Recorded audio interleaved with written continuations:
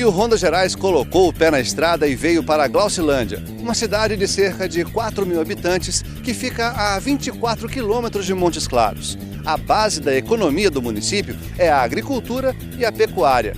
A chuva veio, mas os prejuízos são catastróficos. Chegou tarde demais.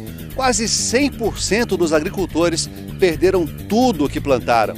E os agropecuaristas do município estão vendendo as cabeças de gado por não ter como alimentá-las. Alderico Veloso investiu na compra de 14 sacas de sementes de milho para plantar aqui na sua fazenda.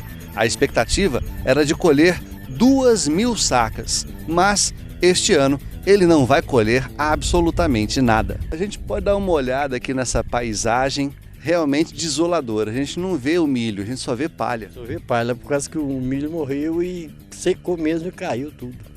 Como é que fica essa situação, professor? A situação é perder o que eu gastei, né? E não posso fazer nada, né? Que é Deus que manda, né?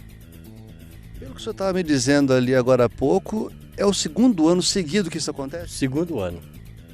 O outro ano passado nem o capim conseguiu nascer. Esse ano o capim nasceu um pouco. Como é que vai ficar agora com esse prejuízo para poder se sustentar e também recuperar, repor as perdas? Porque o prejuízo foi 100%. 100% o prejuízo. O que nós temos que fazer é pedir a Deus porque chove mais e tentar viver, né? Com isso. Você vê que a gente viu ali que o senhor também tem uma criação de gado.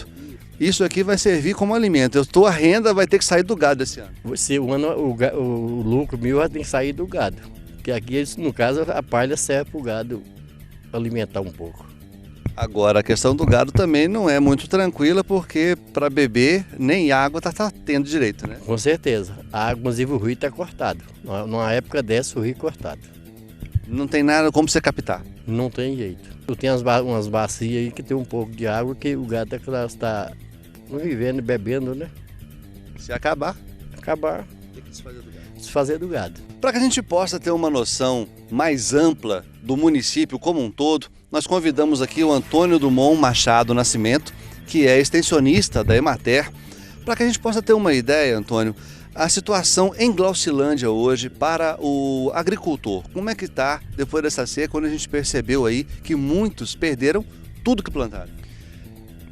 Considerando muitos, é 100% de área plantada. Quando a gente fala 100%, nós temos um município hoje de área de milho, são 1.400 hectares perdido. Nós temos feijão de sequeiro, primeira safra, 500 hectares, também tudo perdido.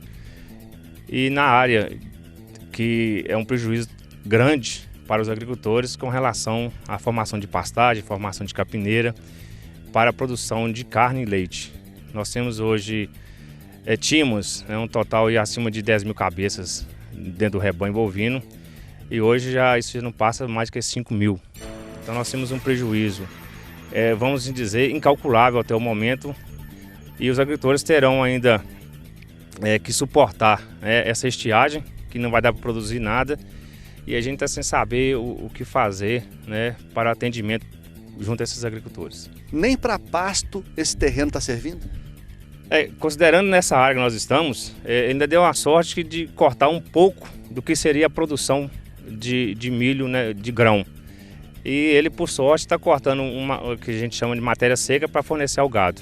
Mas grande parte do município não está tendo nem isso para cortar para fornecer ao gado. Qual a alternativa? Vender o rebanho. Com esse prejuízo atual, que não deu para formar pastagem, não deu para produzir o grão que seria alimento para o gado, para as aves, para os suínos. O que fazer daqui para frente? Simplesmente nós teremos que ter um apoio do governo para institucionalizar a parte de crédito rural, que tem muito investimento do município, principalmente para o rebanho. É uma das principais atividades dentro do município. Se não acontecer um acordo, um desconto nas prestações, os agricultores estão sem como fazer fundo de caixa para pagar prestações no banco, para continuar a sua vida na propriedade, para produzir para o seu sustento. Hoje nós estamos passando por uma grande dificuldade, que são essa intervenção da natureza. A estiagem, a partir de 3 anos nessa sequência, com diminuição de água no leito dos rios, com diminuição de produção e sem poder formar fundo de caixa para continuar a vida no campo.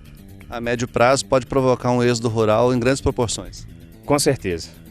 Nós temos isso já em mãos de que, se não tiver um apoio para dar uma estrutura mínima para esses agricultores, o que acontecerá no município é o êxodo rural.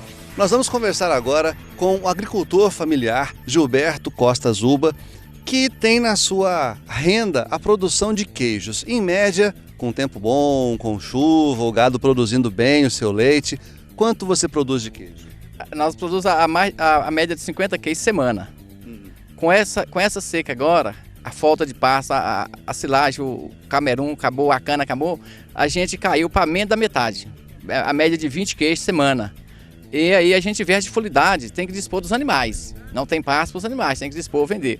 Hoje mesmo a gente está com a média da metade dos animais, menos da metade da produção, e a tendência só piorando mais. Agora a preocupação minha e dos de todos os agricultores familiares, com pagar os empréstimos, que vários produtores familiares, tudo tem um empréstimo do banco. As prestações estão vencendo, a renda acabou, e aí a gente vai depender do governo federal e estadual para ver qual é a posição para segurar o homem no campo, que não vai ser um deserto o campo. Seria uma questão de um abatimento, descontos nas parcelas do Pronaf? O que você acha que seria ideal para poder segurar essa sua situação? Hoje tinha que ser um desconto nas prestações e no financiamento para o homem do campo começar a produzir, começar a trabalhar. Porque com essa crise ele investiu todos e a perca foi total. Não dá sequer para poder recuperar isso para o ano que vem. É para o próximo ano. Esse ano mesmo não tem mais jeito. Se vier alguma chuva, só mesmo para segurar a água nas propriedades. Porque a perca das lavouras acaba todas. A tendência é de vender os poucos animais que ainda restam. Pode não parecer, mas este é o Rio Verde Grande, um dos maiores rios aqui da região norte de Minas, que abastece muitas cidades, inclusive Glaucilândia e Montes Claros. Por causa dessa situação que vocês puderam ver, tão baixo está o rio, ele não chega sequer a passar por cima dessa barragem, que é considerado um caminho molhado. Normalmente, o rio passaria por cima dessa montagem de concreto. Por isso, este ano, aqui em Glaucilândia, também não haverá carnaval, já que este era um dos pontos mais frequentados pelos foliões da cidade e de cidades vizinhas.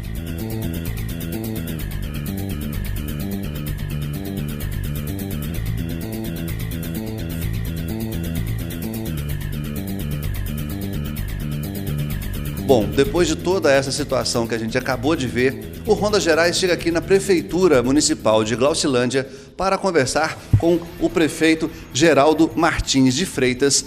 Para saber, prefeito, como é que fica a situação da cidade com essa seca que agora a chuva voltou, mas chegou um pouco tarde. O senhor chegou, inclusive, a ser obrigado a declarar estado de calamidade pública. A própria cidade tem passado por essa dificuldade porque o produto nosso, que é do trabalhador rural, ele não tem chegado por falta de água.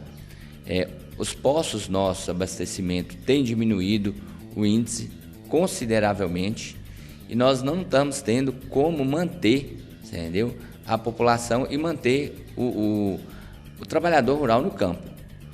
O poder aquisitivo do trabalhador caiu muito porque as reservas que eles tinham financeira foi toda aplicada durante o final de ano para fazer as roças e com isso o que eles tinham de reserva acabou. Agora a prefeitura procura, dentro da sua possibilidade, atender os trabalhadores. 70% da nossa população é rural e com a estiagem prolongada que houve, muitos dos produtores de leite principalmente, eles tiveram que desfazer dos seus rebanhos, visto que eles não tinham como manter, porque não tinha alimento, não tinha água.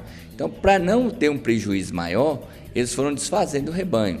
As nossas roças, a cultura nossa, que hoje é do milho e feijão, 100% está perdido, segundo técnicos da Emater. Essa semana nós tivemos uma reunião com o CMDRS, onde esperamos que os órgãos do governo estadual, o governo federal, reconheça a perca e a partir daí nós podemos começar a fazer os laudos do seguro-safra. como que a Prefeitura está procedendo e quantas pessoas são atendidas nessa situação emergencial de abastecimento de água? Aqui a cidade hoje ela é abastecida através da Copasa. A Copasa tem feito um trabalho de conscientização, os órgãos da Prefeitura têm feito esse trabalho de conscientização. O pessoal da zona rural, nós estamos feito o abastecimento através de caminhão-pipa, nós temos um caminhão-pipa só, que foi doado pelo PAC, e com isso nós não conseguimos ainda atender a demanda. Hoje nós atendemos mais de 12 comunidades, então nosso caminhão roda o dia inteiro para atender a necessidade da população. São cerca de 1.000 famílias ou mais que estão dependendo desse caminhão-pipa. Não atendemos diariamente porque não temos condição, mas no decorrer do mês, todas essas famílias estão sendo assistidas com o caminhão-pipa.